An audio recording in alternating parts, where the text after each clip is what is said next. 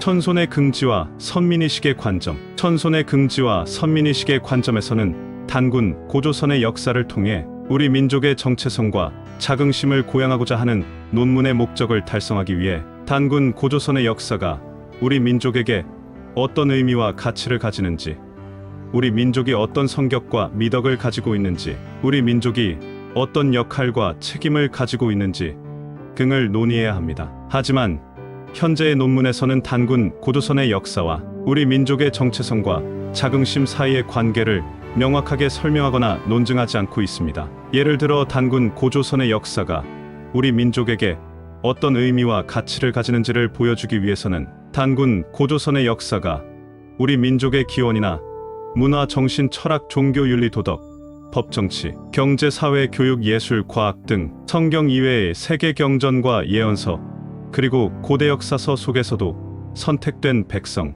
선민의 백성, 조선에 대한 예언 기록은 많이 있습니다. 대표적인 예로는 다음과 같은 것들이 있습니다. 아랍의 예언서인 쿠란에는 다음과 같은 구절이 있습니다. 그들이 메소포타미아와 산악지대와 서쪽과 동쪽의 모든 땅에 퍼져서 그곳의 사람들을 지배하리라.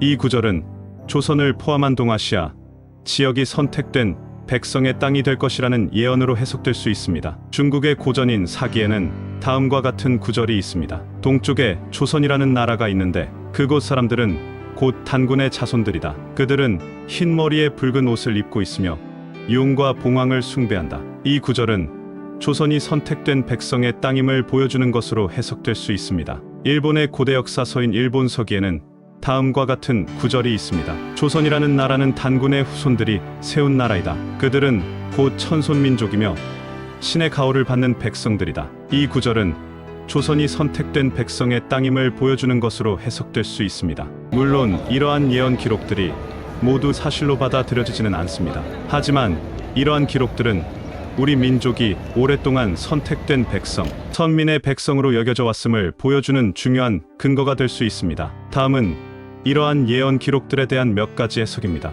역사적 해석. 이러한 예언 기록들은 역사적으로 실제로 일어난 사건들을 바탕으로 한 것이라고 해석할 수 있습니다. 예를 들어 쿠란의 구절은 고조선이 한반도와 중국, 동북부 지역을 중심으로 번성했던 사실을 반영한 것으로 해석할 수 있습니다. 종교적 해석. 이러한 예언 기록들은 종교적 관점에서 해석할 수도 있습니다. 예를 들어 사기의 구절은 조선이 단군의 자손들이 세운 나라라는 점을 강조함으로써 조선을 천손민족으로 인식하고자 하는 의도를 보여주는 것으로 해석할 수 있습니다. 민족적 해석.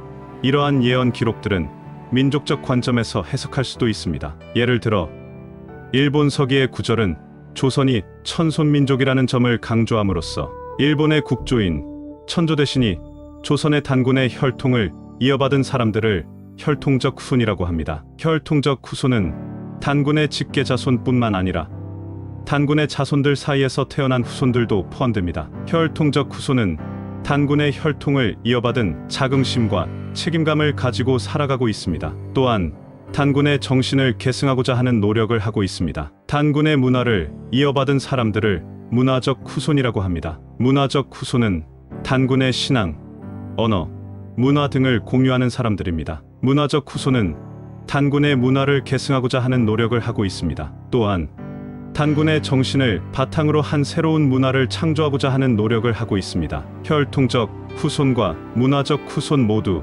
조선의 단군의 후손으로 볼 수 있습니다. 혈통적 후손은 단군의 혈통을 이어받은 사람들로 단군의 정신을 계승하고자 하는 노력을 하고 있습니다. 문화적 후손은 단군의 문화를 이어받은 사람들로 단군의 정신을 바탕으로 한 새로운 문화를 창조하고자 하는 노력을 하고 있습니다. 조선의 단군의 후손은 현재까지도 우리 민족의 자긍심과 정체성의 중요한 부분을 차지하고 있습니다. 선지자들의 예언 성취. 성경에 보면 예언은 사람의 뜻으로가 아니요 오직 성령의 감동을 입은 자들이 하나님께로부터 받아 전한 것을 말한다. 종교를 믿는 신도들이 자기들의 경전의 예언은 절대시하고 타 종교의 예언은 무시하는 경향이 심하다. 하나님은 시대마다 인간을 통하여 살아 역사하면서 장래일에 대하여 예언하셨다. 성경 외에도 동서양의 전복술가들이나 선지자라 칭하는 자들의 예언도 많이 전해지고 있다. 예를 들면 주역 정감록 비결서를 비롯하여 남사고, 이율곡 이서구, 이민재, 최재우, 강증산, 박태선 선각자들이 있었고, 기독교의 성경을 바탕으로 통일교, 계룡산 등 종교의 옷을 입고 미래를 빙자하여 유사 종교를 전하고 있다. 이들의 공통점은 미래의 구세진인이 온다거나 아니면 자기가 바로 그 예언주라고 하는 것이 특징이다. 그 주인공이 나타나는 장소는 약속이나 한 듯 한국 땅이라고 하며 세인들을 유혹하고 있다. 격암유록의 특징은 다른 예언서와 달리 성경의 핵심 내용을 예언적인 면으로 끌어들인 것이다. 격암유록에 기록된 남사고가 생존했던 당시 서기 1550년대에는 기독교나 성경이 잘 알려지지 않는 상태에서 성경의 내용이 요약되어 기록되었다는 것은 깊이 생각해 볼 일이다. 그리고 기독교를 서학이라 칭한 점이다. 서방의 학문이라는 뜻으로 종교라는 개념이 전혀 없는 지식을 말한 것이다. 남사고가 신에 감동하여 예언한 현대과학을 들어보면 불 안 떼고 밥한다는 것, 전기밥솥, 하늘에 쇠새가 난다, 비행기, 얼굴을 안 보고 말을 한다, 전화. 그 당시에는 상상할 수 없는 문명의 이기를 그때 이미 예언하고 있다. 역대 대통령과 구세주, 정도령에 대한 예언이 정확하다. 이승만, 윤보선, 박정희, 최규하, 전두환, 노태우, 김영삼 대통령에 대한 예언이 적중하였다. 이씨 조선은 사실상 1910년 경술련 27대 순종 임금에서 망하였으나 그 후 36년 동안의 일제 식민지 생활과 1945년 해방과 더불어 1948년에 남한 단독 정부를 수립, 초대 대통령의 이승만 씨가 당선되므로 이씨 왕후는 일대를 추가하여 28대로 마감한다는 예언과 이승만 자유당 정권은 3.15 부정선거로 4.19 의거로 12년 만에 종말을 고한다는 내용은 앞에서 살펴본 바 있다. 격암유록 마룰론을 보면 이조지망하대 4.7군왕이라고 예언되어 있다. 이승만 대통령에 관하여서 4.7군왕, 즉 이씨 조선의 28대왕이라고 적혀져 있다.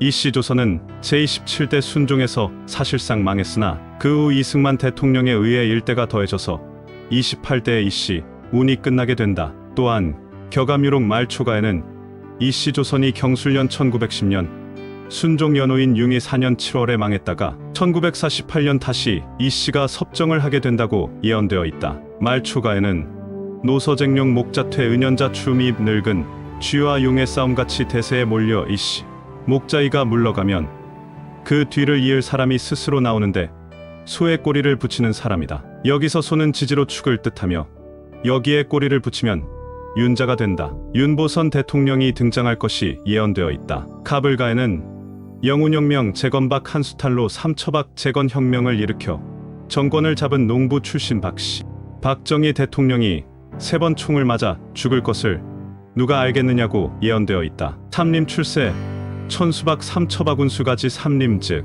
농부 출신인 하늘의 운수를 타고난 박씨가 3번 처치될 운을 누가 알겠느냐. 박정희 대통령이 총을 3번 맞고 서거할 것까지 정확하게 예언되어 있다. 박정희 대통령은 1979년 10월 26일 김재규로부터 총을 맞고 서거했다. 박정희 대통령 서거 후에 남은 임기를 맡을 후대인으로 최규하 대통령이 등장할 것도 격암유록 세론시에 목인 비거우대인 산조비례우대인 목인이 갑자기 날아가 버린 후 산세가 날아와 그 후대인이 된다고 예언되어 있다. 여기선 박씨, 즉 박정희 대통령을 뜻하며 세조는 새추와 같은 뜻으로 산조는 산추로서 조합하면 최가 되어 최규하 대통령이 등장할 것을 정확하게 예언되어 있다. 그 다음 등장할 전두환, 노태우, 김영삼 대통령에 대한 예언은 이서구 선생이 지은 채지가에 예언되어 있다. 채지가는 격암유록과 상당 부분이 연관되어 있으며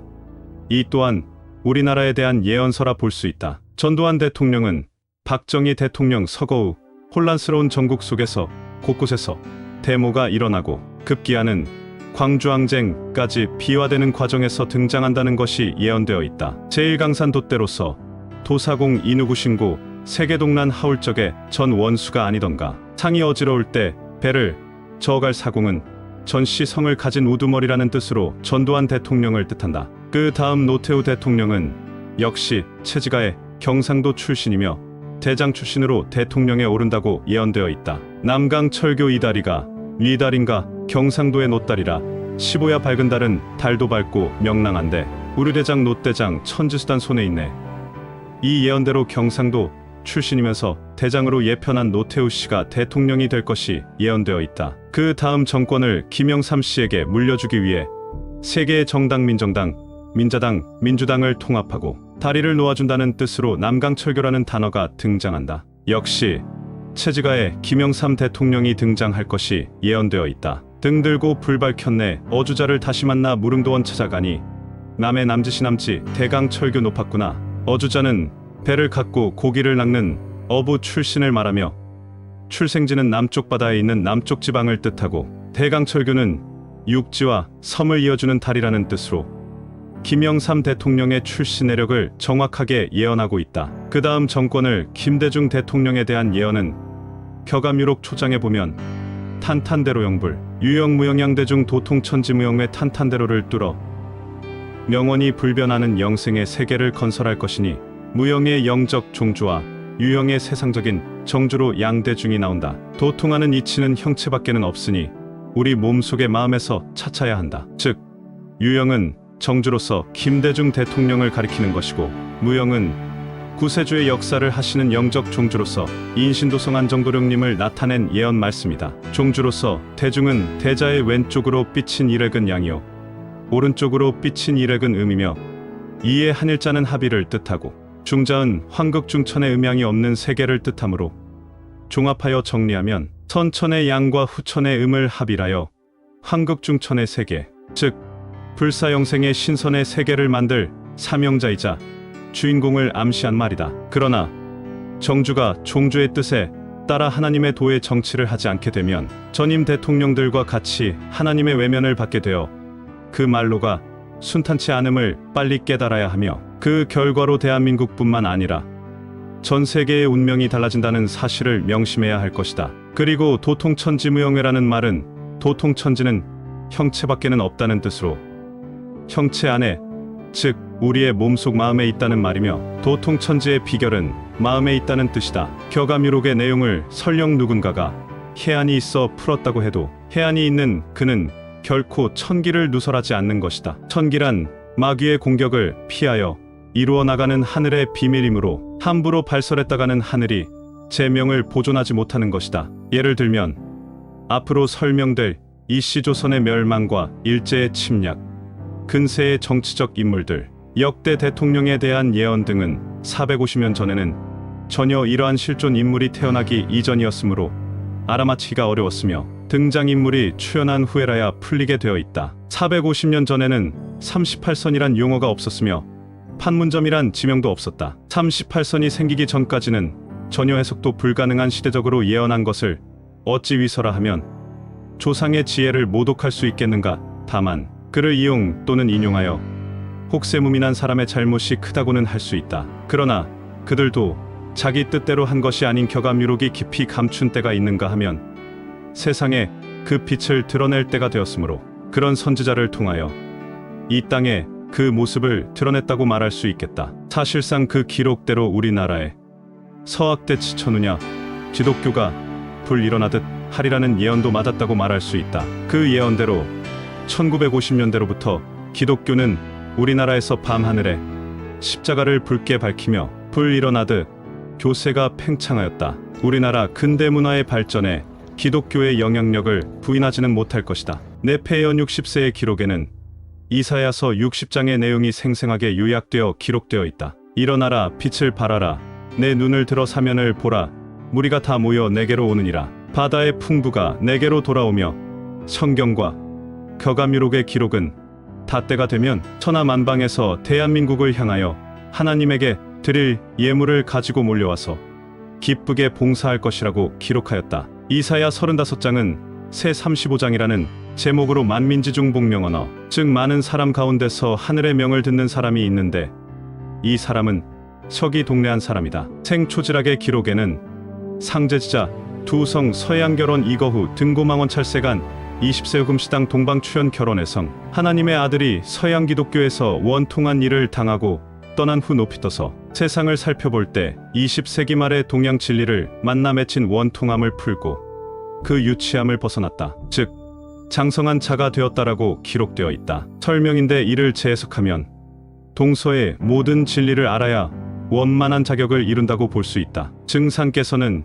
이런 말씀을 하셨다. 회동자 부동거지로 회서자 불서거지로, 즉 동방을 허는 자는 동방으로 가는 길이 없고 서방을 허는 자는 서방으로 가는 길이 없다. 성경이 말하는 원만한 부유에 이르지 못하므로 하나님의 일을 할 자격이 없다는 말씀이다. 예를 들면 고구려의 위세를 재현하려던 궁예가 산세가 없는 소벌에 도읍한 연고로 왕업을 10년도 유지하지 못하고 망하고, 궁예의 신하 중 덕망 높던 왕건이 송도에 도읍하여 고려를 건국해 고려 500년의 찬란한 역사를 구가하였다. 멀리 서역에까지 코리아로 국위를 떨치었다고 보는 것이다. 이사야 41장을 세사일장이라는 제목으로 섬들아 내 앞에서 잠잠하라. 누가 동방에서 사람을 일으켜 의로 불러서 자기 발 앞에 이르게 하였는고. 격암유록의 재생신이란 부활체를 말하고 있다. 성경은 이를 의로 일으켜, 이 말은 처음에는 의가 아니었는데 의로 부활시켰다고 볼 수 있다. 지렁이 같은 너 야곱아, 너희 이스라엘 사람들아 두려워 말라. 내가 너를 도울 것이라. 내가 너로 이가 날카로운 새 타작기로 세우리라. 내가 산들을 쳐서 부스러기를 만들 것이며 회리바람같이 날릴 것이라. 이견기타 파멸마 인생 추수조미단 풍굽이 조표 풍지인. 내가 한 사람을 일으켜 북방에서 오게 하며 38지북 추어성인 천수대명 이 사람에 대하여 사인불인 시사진인 마두우각양화관 목회도진인 도남내지진주 출남해도 중자 성경 세인불각에 이 말씀을 두고 혹자는 격암유록이 위서다 사입이다 라고 말하지만 내용을 간추려보면 격암유록은 그 내용이 성경을 위장한 것이 아닌 신의 감동으로 쓰여진 우리나라에 대한 예언서라는 감동이 느껴지며 핵심이 하나님의 나라 건설을 위한 비밀이 감추어져 있음을 볼 수 있습니다. 나의 종 너 이스라엘아, 나의 택한 야곱아, 나의 벗 아브라함의 자손아, 내가 땅 끝에서부터 너를 붙들며 땅 모퉁이에서부터 너를 부르고 내게 이르기를 너는 나의 종이라. 내가 너를 택하고 실어버리지 아니하였도다 하였노라. 두려워 말라. 내가 너와 함께할 것이니라. 놀라지 말라.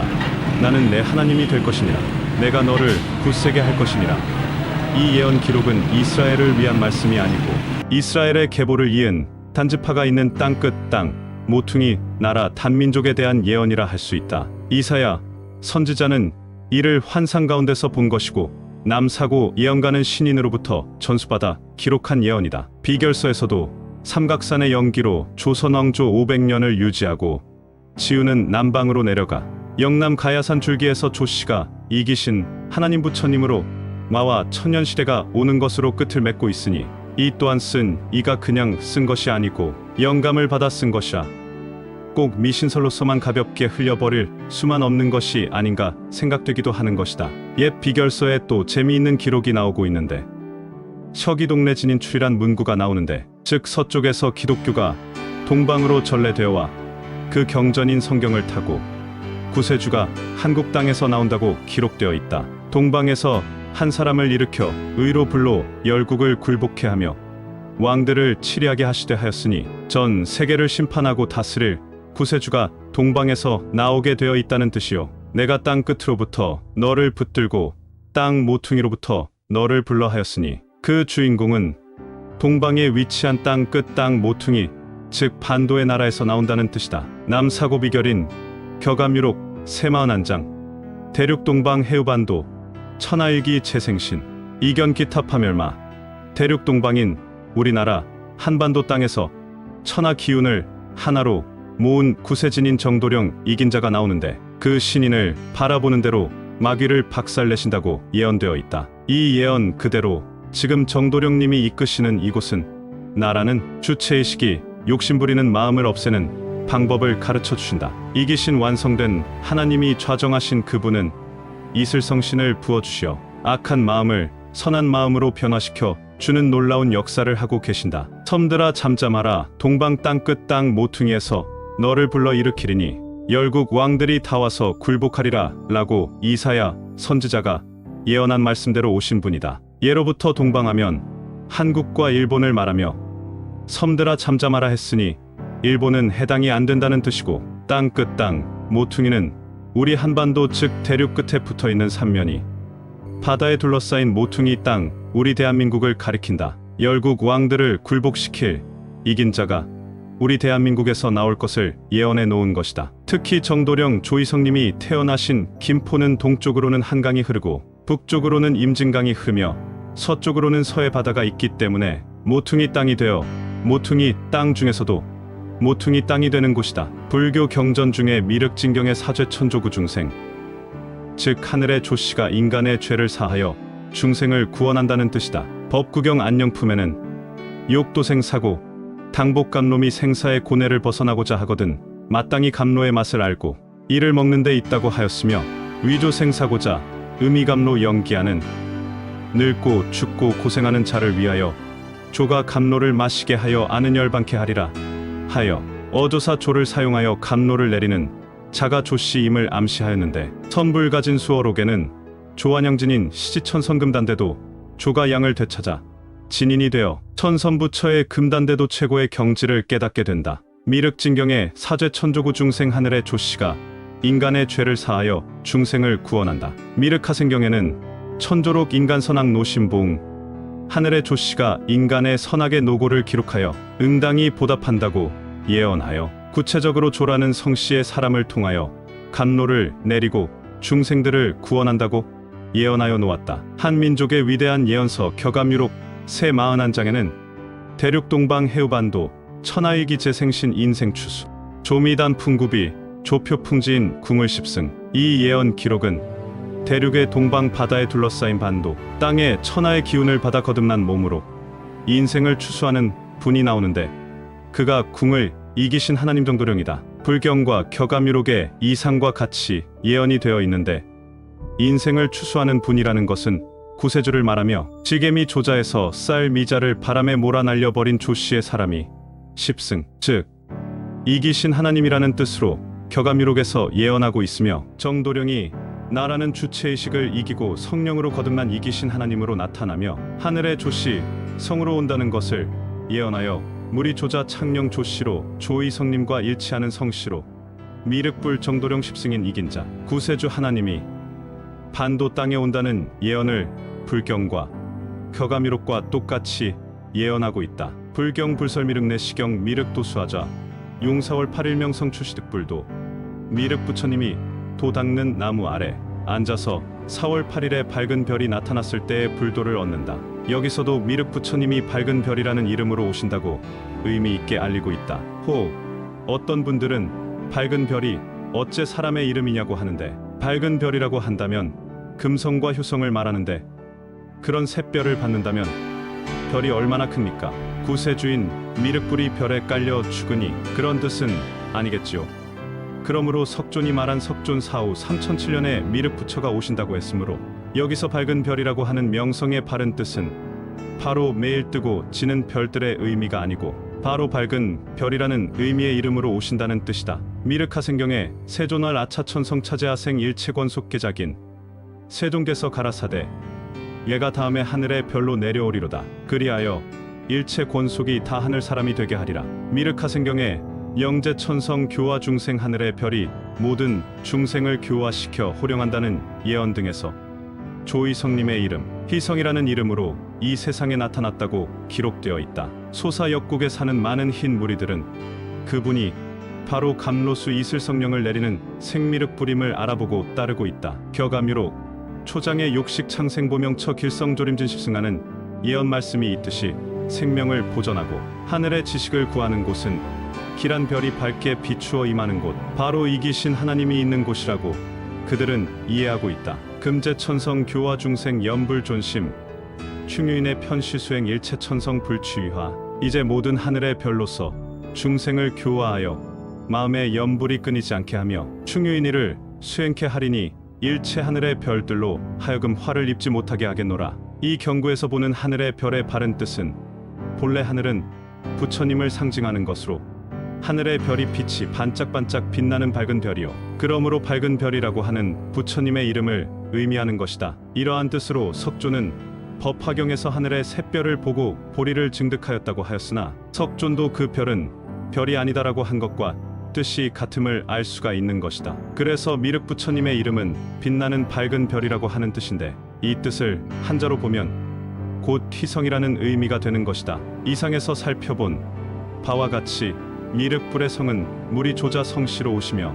이름은 명성, 즉 밝은 별이라는 이름으로 오신다는 것을 알 수 있다. 이는 성경에 이기는 자와 끝까지 내 일을 지키는 그에게 만국을 다스리는 권세를 주리니 그가 철장을 가지고 저희를 다스려 질그릇 깨뜨리는 것과 같이 하리라. 내가 또 그에게 새벽별을 주리라 하는 내용과 일치한다. 격암유록 도부시인편의 대백금성요성조 즉 큰 의인은 금성 즉 새벽별이 비치는 자라고 하여 새벽에 가장 밝은 별 금성이라는 뜻의 밝은 희자 별성자의 이름으로 정도령이 올 것을 예언하였다. 이기는 자는 철장을 가지고 만국을 다스리리라. 또한 그에게 새벽별을 주리라. 또 합동 찬송가 육신의 모든 염려 찬송의 후렴에는 구주는 산곡의 백합 명랑한 새벽별 만인 위에 뛰어나시는 주일세라고 하여 성경에도 이긴 자 메시아 구세주는 이 세상에서 새벽별 즉 밝은 별이라는 이름을 가지고 나온다고 성경, 불경 예언서인 격암유록과 일치하는 예언을 해놓았다. 성경, 불경 등의 경전과 예언서에는 구세주 미륵불 정도령이 신민년 1931년생 양띠로 온다고 예언되어 있다. 불경 미륵진경의 백마양년 오당하생 어이사거래시 신민년에 사바세계에 오시는데 두 세상이 가고 오는 땅이 된다고 하여 신미생으로 오는 미륵불에 의의 죽음의 세계는 가고 영생의 세계가 온다는 말로서 백마는 경우년 1930년을 말하며 양년은 1931년 신민년을 뜻하여 신민년 1931년 양띠로 미륵불이 온다고 예언되어 있다. 격암유록 궁을론에는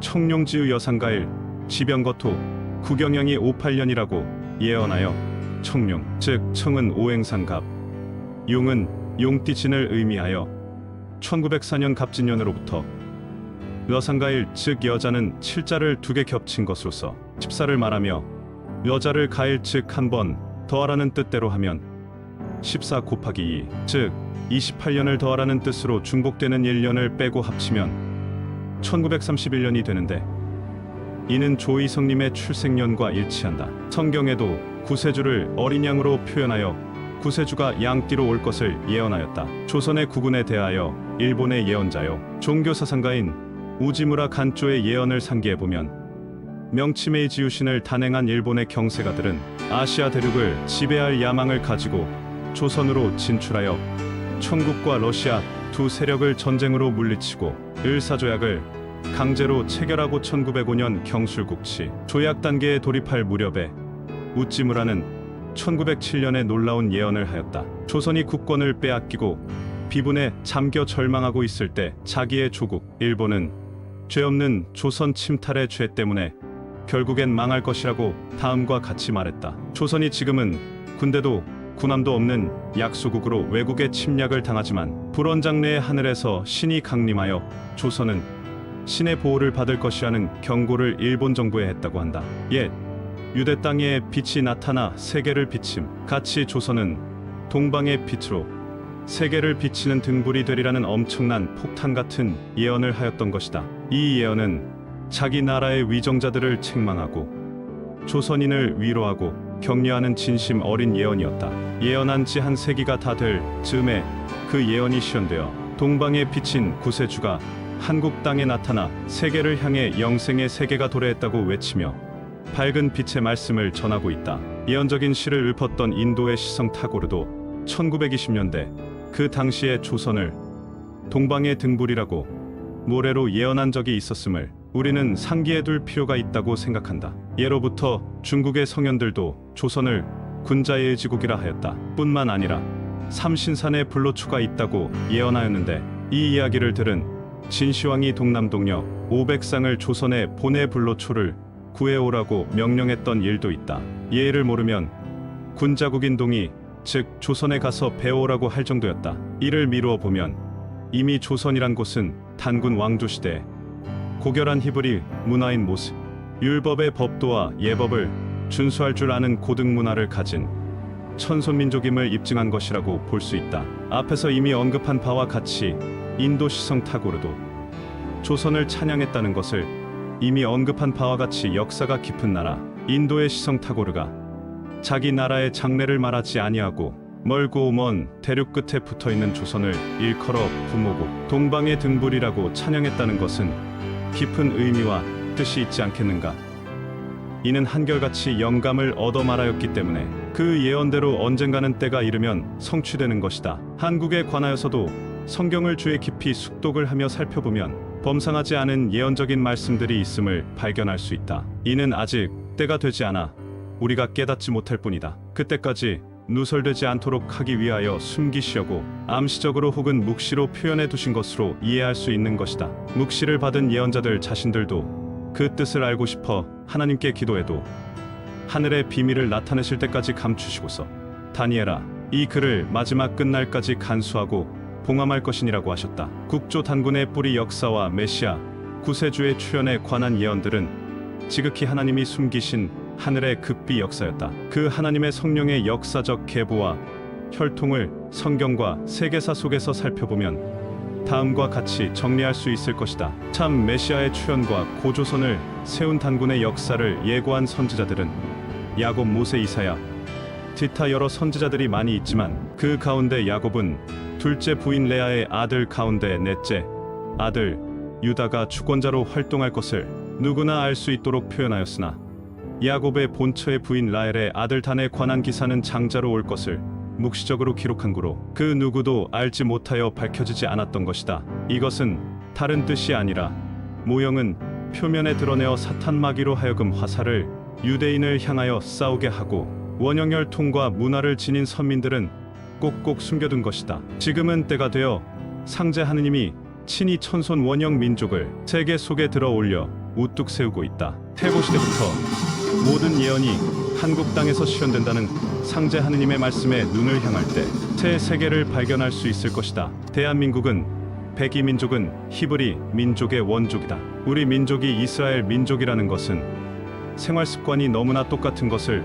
보아 알 수 있다. 제사법이 같다. 두 나라가 다 같이 사람이 죽으면 베옷을 입고 곡하는 것이 같다. 산소마다 돌 제단이 있다. 또 장작을 쌓아놓고 염소나 양을 잡아서 불태우며 제사를 지냈고 우리나라에서도 비가 안 오면 기우제를 지낼 때 장작을 쌓아놓고 소를 잡아 올려놓아 불을 지르며 제사를 지냈던 것이 같다. 두 민족이 다 같이 흰옷 입기를 좋아하여 백이민족이라 하고 또 같은 것은 양반 상놈제도가 같다. 남녀 7세 부동석이라는 정조관념이 같으며 부녀자들이 물동이를 이고 물깃던 것이 같고 맷돌질, 도리깨, 농사법이 같고 언어의 구조가 같고 같은 의미로 쓰이는 것이 많다. 이스라엘 민족과 한민족의 공통의 고대 언어와 문화유산을 예를 들면 애미 애비 엄마 아빠와 음식 문화도 비슷하다. 맵고 짜고 부추 마늘 등은 이스라엘 사람과 우리 민족이 즐겨 먹는 음식이다. 또 골상이 똑같다. 두뇌가 다 우수하다.